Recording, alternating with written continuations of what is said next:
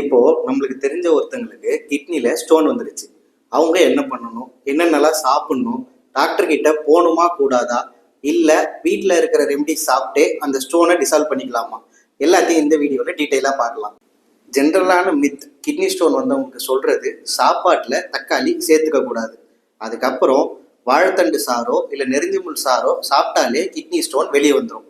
இது உண்மையா? சயின்டிஃபிக்கலாக பார்க்கலாம். முதல்ல இந்த தக்காளி பஞ்சாயத்தை முடிச்சு விட்டுருவோம். டொமேட்டோவில் நிறைய அளவு பொட்டாசியம் சிட்ரேட் இருக்கு. இந்த பொட்டாசியம் சிட்ரேட் ஸ்டோன்ஸை டிசால்வ் பண்ணக்கூடிய ஒரு நேச்சுரலான காம்பவுண்ட். ஸோ ஸ்டோன் இருக்கவங்க தக்காளியை தைரியமாக சாப்பிடலாம். அடுத்ததா இந்த வாழைத்தண்டு சாரோ நெருஞ்சிமுள் சார்லையோ ஸ்டோனை டிசால்வ் பண்ணக்கூடிய ஆக்டிவ் இன்க்ரீடியன்ஸ் இருக்கா அப்படின்னா இருக்கு. அது எந்த லெவல்ல இருக்குன்னா ரொம்ப கம்மியான லெவல்ல இருக்கு.